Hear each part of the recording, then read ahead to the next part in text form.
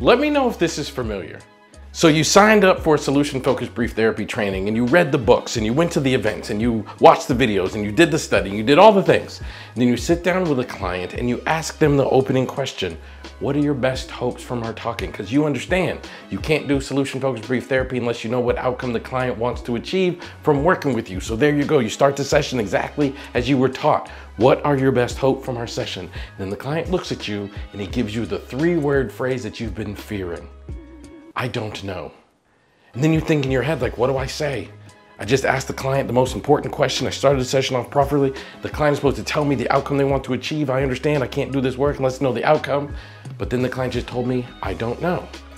So I'm gonna show you exactly how to respond to the I don't know response so that this never bothers you again. And I'm gonna tell you overtly, I used to be that same way where the I don't know response was the dreaded one that I feared more than anything, because how do you work with a client who doesn't know what outcome they want to achieve? I'm gonna teach you exactly how to handle this, because now I don't know is literally one of my favorite responses. I'm gonna tell you why.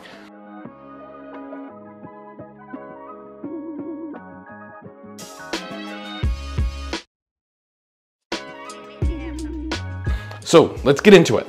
First thing you have to understand is when the client says, I don't know, they are not saying they don't know the answer to the question. What they're saying is, I don't know how to respond because I haven't thought about that before. What they're saying is, I'm not sure how to respond because I don't know that I trust you with my answer just yet. And why don't clients trust us? Because oftentimes when you tell someone something that you hope to achieve, when you tell somebody something that you want to become, when you tell somebody like your biggest dreams, hopes, goals, and wishes, they say something discouraging. And most of us experience that as really challenging and as really difficult and as really, really painful when people kind of squelch us down when we have a dream. So people say, I don't know, not because they actually don't know the answer, but because of those other reasons. And it's important you understand that, because if you think the client doesn't know the answer, then you're going to panic, because you understand if they don't know the answer, how am I supposed to do this therapy? And then you panic. But the truth is they do know, and it's your job to get it out of them. And the most common way is when someone says, I don't know, I simply respond by saying, what do you think? The reason why I love the I don't know response these days is because I have an automatic response to it. If a client gives me a long drawn out answer, which I used to hope they would do, then I have to make real clear choices about how to use that answer. But if a client says, I don't know, I'm simply gonna say, what do you think? And oftentimes that challenges people to think, and then they give you an answer and they verbalize it out loud. Now, I said earlier, people don't know how to respond to that question, not because they don't know the answer, but because they haven't thought about the words for that answer. Most of the time, people come to therapy prepared to answer the question, what brings you here today? Because that's the most common question that we start off therapy with. What brings you here today? But if I start the session off in a different way, it confuses them. If you start a session off with what brings you here today, they're gonna say, oh, my wife and I are arguing, or I've relapsed on drugs or alcohol recently, or I've been really depressed recently, my anxiety problem's getting out of control, so on and so on. But if I start off with, what are your best hopes from our talking? Meaning I wanna know what outcome you want to achieve, most people say, oh, I don't know. Because that's not what they were expecting you to say. So you have to be patient, you have to ask follow-up questions, and my most common opening follow-up question is, what do you think? And most of the time people say, well, I guess I'd like to be happy. And then they give you an answer, and then you can start rolling. But that's how you get people past the I don't know segment. You have to remember that it's not that they actually don't know, and that will stop you from panicking. And then you have to ask a follow-up question like, what do you think? The very first client I ever worked with using solution-focused brief therapy did this to me. The first thing he said was, I don't know. And what happened was I was doing therapy at the university clinic, and I was sitting down with this client. It was the first time I was like, all right, I'm gonna do a solution-focused brief therapy session.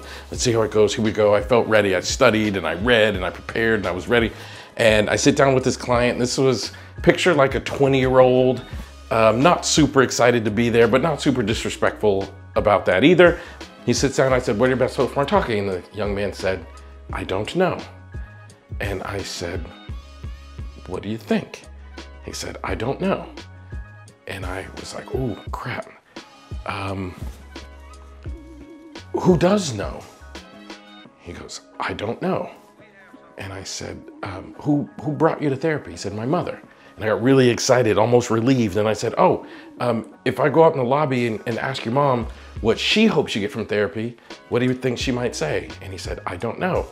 And I said, well, can I go do that? And he said, no, she dropped me off. I said, oh crap. What about your dad? What does your dad hope you get from therapy? He said, I don't know. And I realized in that moment, like, he just doesn't know how to answer the question. It's not that he actually doesn't know. It's like, so I said, when did you know? And he said, I don't know, I guess a while ago. If I had asked you this question back then, what would you have told me was your answer to this question? And he said, I don't even know. But I noticed the shift in the tone, right? I noticed it was like, I don't know. And this time it was like, I don't even know. I said, what do you think? He said, I probably would have told you I wanted to be happy. And then that unlocked it.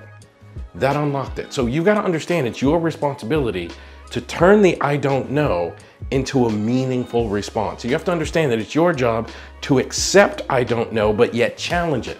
Like, I accept that's what you're saying, but what do you think about this? And in that particular example, I asked about the mom, and I asked about the dad, and I asked about where's the mom in the lobby, and if I had asked you back when you did know, what would you have said? And that led to a really meaningful conversation. Never treat your client like they actually don't know. Never treat your client like they can't answer the question. And they will always reward you with a meaningful answer if you hang in there long enough.